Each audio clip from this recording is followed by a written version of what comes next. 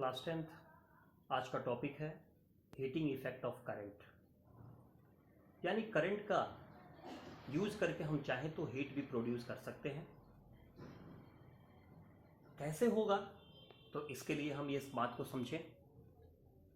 When an electric current is passed through a high resistance wire, the resistance wire becomes very hot and produces heat।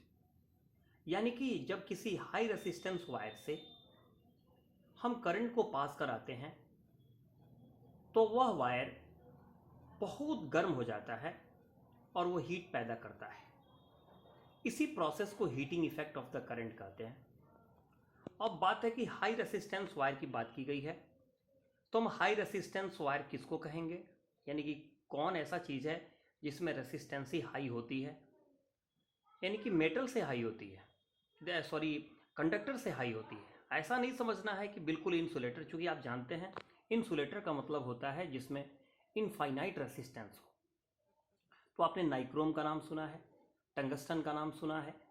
तो ऐसी चीज़ों का प्रयोग जो है हम लोग हीटिंग इफेक्ट प्रोड्यूस करने के लिए करते हैं। जैसे देखिए, कह रहा है when an electric charge Q moves against a potential difference V, then the amount of work done is। अब बताइए कह रहा है क्या, मान लीजिए कोई वायर है, उसके दोनों एंड का पोटेंशियल डिफरेंस V है और उससे Q चार्ज पास कराया जाता है। तो हम लोग फर्स्ट वीडियो जब पोटेंशियल डिफरेंस का देखे थे उसी समय इस फॉर्मूला को पढ़े थे। पोटेंशियल डिफरेंस बराबर क्या होता है, work done by passing the क्या चार्जेस, V बराबर W बाई Q।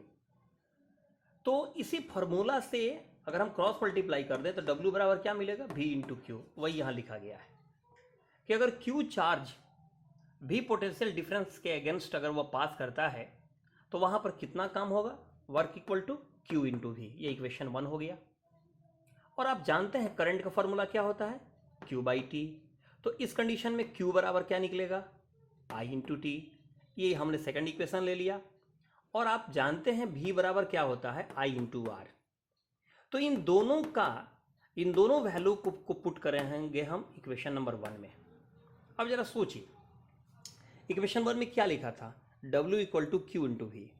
और अभी आप इक्वेशन 2 में Q बराबर क्या पढ़े हैं, I इंटू T। तो ये जो Q है इसके जगह पर हमने लिख दिया I इंटू T, और V के जगह पर हमने अभी पढ़ा है क्या, I इंटू R।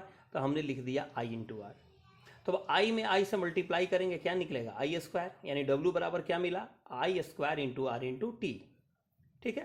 तो इस तरह जो प्रोड्यूस्ड हीट है उसका फॉर्मूला क्या मिला, I square into R into T।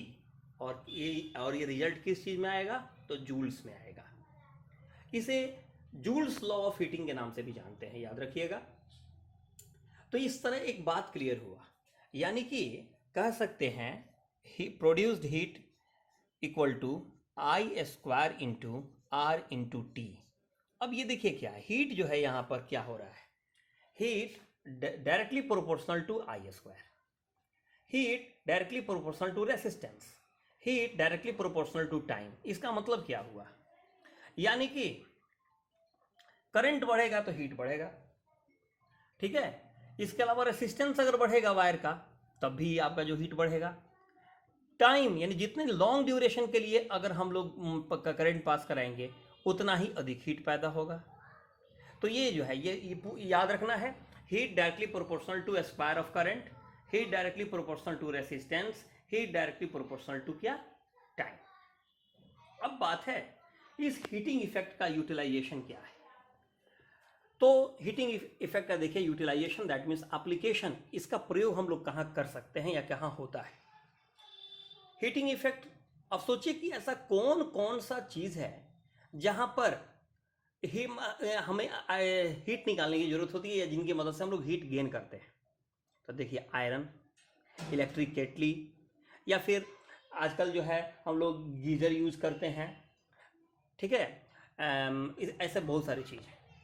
Electric bulb भी, जितना भी बल्ब होता है भले ही आजकल कम यूज होता है, लेकिन सारे के सारे बल्ब में क्या होता है, वही प्रोसेस वही है। वहाँ टंगस्टन के थ्रू करंट पास कराया जाता है और वो हीटेड हो जाता है और फिर उसके बाद वो बहुत ज़्यादा गर्मी हीट पैदा करता है। इसके अलावा फ्यूज का जो वर्किंग सिस्टम है वहाँ भी ये काम करता है। चूँकि से हम लोग एक अलग वीडियो में फ्यूज़ वगैरह को, बल्ब वगैरह को पढ़ लेंगे, लेकिन फ्यूज़ में क्या है, फ्यूज़ भी उसी तरह है। उसमें भी क्या है, जब ये कि इस कारण जब ये क्या होता है, ये गर्म होने लगता है, तो उस कंडीशन में क्या होता है, ये गल जाता है, मेल्ट कर जाता है, और इस कंडीशन में आगे जो है पूरा का पूरा जो है करंट सप्लाई बंद हो जाता है, यानी कि ओपन सर्किट बन जाता है। यानी कि सर्किट ओपन हो गया तो ऑटोमेटिक करंट आगे जाना बंद हो जाता है, और इस तरह जो है वो सेफ हो जाता है। तो आपने देखा हीटिंग इफेक्ट को, इसमें क्या है, इसमें मेन क्वेश्चन क्या था आपका, मेन टॉपिक क्या है, तो वही है कि आपका H बराबर क्या होता है, आई स्क्वायर इंटू क्या, इंटू आर इंटू टी। अब देखिए थोड़ा सा अगर आप देखें, मेहनत करें तो बहुत सारे क्वेश्चंस को आप बना सकते हैं। जैसे मैं एक क्वेश्चन पढ़ रहा हूँ, सुनेंगे ध्यान से, उसमें बहुत सारा चीज़ आएगा और मैं नोट करते जाऊँगा, सुनेंगे ध्यान से। मैं एक बार दिखा भी देता हूँ question. A potential difference of 250 volts is applied across a resistance of 500 ohms in an electric iron. A potential difference of 250 volts across the resistance of 500 ohms, दो चीज दिया हुआ है।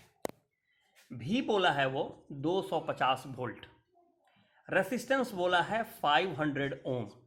आगे का क्वेश्चन देखिए, कह रहा है कैलकुलेट करंट, यानी कि I बताना है कितना होगा।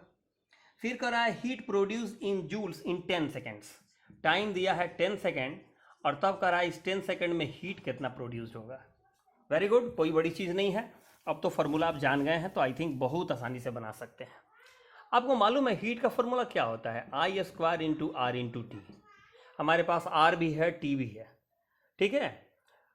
अब आई कहाँ से लाएंगे, और जब आई हम नहीं लाएंगे तो बनेगा कैसे। तो जब आई का काम था तो वो भी क्यों दिया, इसका मतलब है कि आई निकालने के लिए अलग व्यवस्था करना पड़ेगा। देखिए क्वेश्चन में कोई जो चीज़ जो दिया हुआ है वो फालतू में नहीं देता है, उसका कहीं ना कहीं यूटिलाइजेशन है, अब समझना है। अब यहीं पर देखिए आई नहीं मिला है, तो जब आई नहीं मिला, फार्मूला में आई चाहिए, आर चाहिए, टी चाहिए, तो भी क्यों दिया। तो इसका मतलब देखिए आई बराबर पढ़े हैं फार्मूला V बाई आर, तो V यहाँ 250 है, R 500 है, कट के क्या मिला 1/2 क्या एम्पियर। आई निकल गया, पहला क्वेश्चन तो यहीं बन गया। अब आपसे पूछा है कि 10 सेकंड में कितना हीट प्रोड्यूस होगा, तो आई स्क्वायर यानी 1/2 इंटू 1/2, आर कितना है 500 है, टी कितना है 10 सेकंड है। अगर टाइम मिनट में देगा तो पहले सेकंड में कन्वर्ट कर लेंगे, याद रखिएगा। 2 से कट गया 5 टाइम्स, 2 से कट गया 250 टाइम्स, यानी 25 25 125 और 0, यानी कि 1250 जूल वो हीट जो है वो क्या किया, वो रिलीज किया। ठीक है, अब आइए, अब यहीं पर एक और क्वेश्चन है, बहुत अच्छा क्वेश्चन है, समझना है। एनसीईआरटी में क्वेश्चन दिया है, उसी क्वेश्चन को मैं बता रहा हूँ, ध्यान देना। मैं क्वेश्चन भी दिखा रहा हूँ आपको, देखिए क्वेश्चन क्या है। Calculate the heat produce when 96,000 coulombs of charge is transferred in 1 hour through a potential difference of 50 volts. मैं पहले लिख देता हूँ, चार्ज यानी कितना पास किया 96,000 कूलम। अब कह रहा है क्या, कितने टाइम में, तो टाइम दिया है 1 आवर। 1 आवर का मतलब होता है 36 सेकेंड, 3600 सेकेंड, और भी कितना दिया हुआ है तो 50, और आपसे क्या पूछा है कितना हीट पैदा होगा। तो H बराबर क्या होता है I square into R into T. Time दिया है ना, आई दिया है ना आर दिया है, तो आपको पहले व्यवस्था करना पड़ेगा। आई बराबर आप पढ़े हैं क्या होता है Q बाई टी। Q कितना है 96,000 और टी कितना है 3600, कैंसिल, 4 से काट दीजिए, हाँ 4 से 9 बार में, 4 से 2 से 2 बार कट जाएगा, 4 से 9 बार में जाएगा ना। अब आइए, अब 3 से 3 बार में, 3 से कितना 80 बार में, यानी कि कितना आ गया 80/3 क्या एम्पियर आया। ऐसा ही रहने देंगे, काम आ जाएगा।